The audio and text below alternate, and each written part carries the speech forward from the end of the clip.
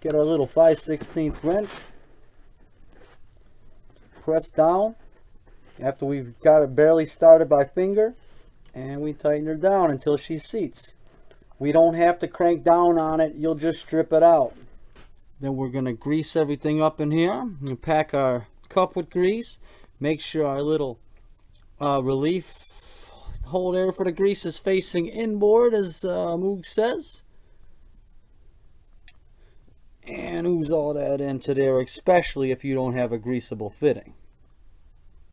Another quick tip: when we're greasing these ball joints, we only grease till one little bit comes out this relief valve, this relief hole. And of course, we're going to reinstall our snap ring here. Okay, while it's apart, if you didn't do some high temperature paint and bake it in the oven like I suggested, you're also going to want to probably break this steering stop screw here loose, bolt, and you might want to clean it up so it's easier to adjust.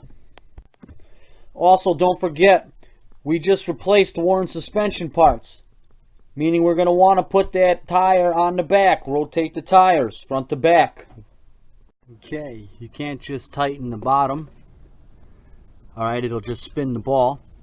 So what you got to do is, without the sleeve installed, we tighten the top down to pull it up so there's tension holding the taper to the taper. Then we could tighten the bottom to 80 foot-pounds. Then we'll do the sleeve, install the sleeve to 50 foot-pounds with our spanner socket. Then we will torque down the top nut to 100 pounds. Install the cotter pin. So they say to tighten this top socket down without the sleeve. 80. The insert to 50. And then we torque the top to 100. Aligning the castle with the cotter pin hole, sliding in our cotter pin. Get surfaces with some anti-seize in there. Get these back on the right way, torque down. Right in here. Some clip. Whack this in a hammer. The first one just shattered on me. They're that old. Well, I tell you what, now that I'm getting tired and hungry, this last little C-clip's being a pain in the balls here. So let's be smart. I just ground a little nub in a screwdriver to get in there, locked it in the vise, and boom, it's out. Pop this down.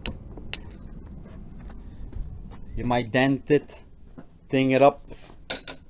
That's no big deal, because you can straighten it out.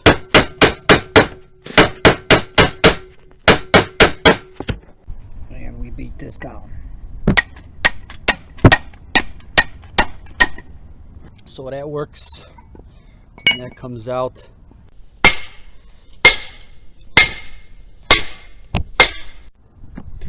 We'll pop a couple of these caps off, keep the needles in play. We'll slip this bad boy in here. We'll stick some extra grease in there. Well, on the outside too.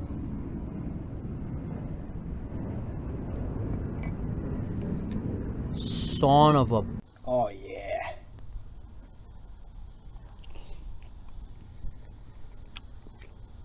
Okay, luckily they had the U-joint in stock, the proper one.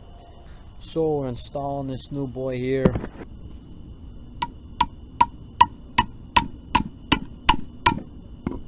Okay, we'll tap that in.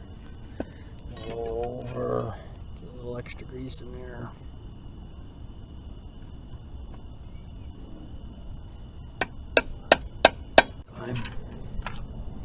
Got our new clips in.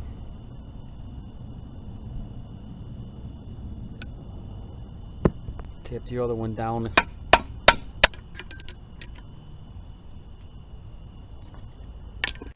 Okay, we'll clean this up in the wire wheel.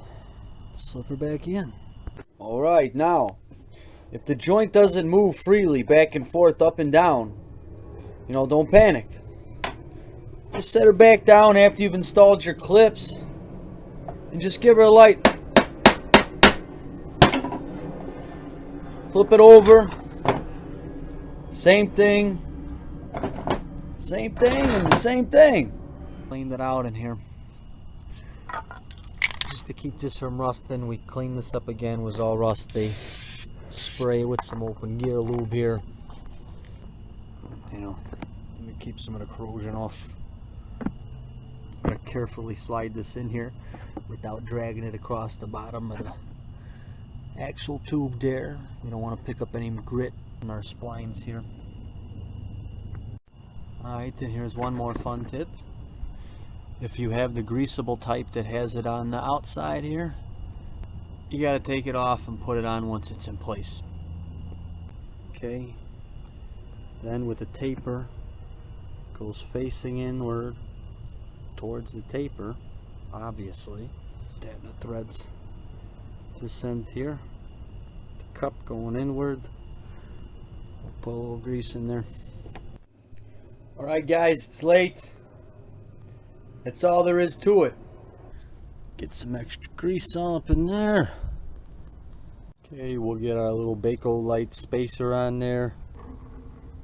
We're all lubed up. Okay, then we'll install. Alright, the dust shield and everything's on here now. You could see last night I spray painted and cleaned this up in here only with some Rust-Oleum. Only because you could see mine's rotting away. It'll buy us another year or two. If I didn't coat it, it'd probably only have another 6 months. We're going to retorque these nuts and washers down here. And then you will move on to the wheel bearing video. Because this is done.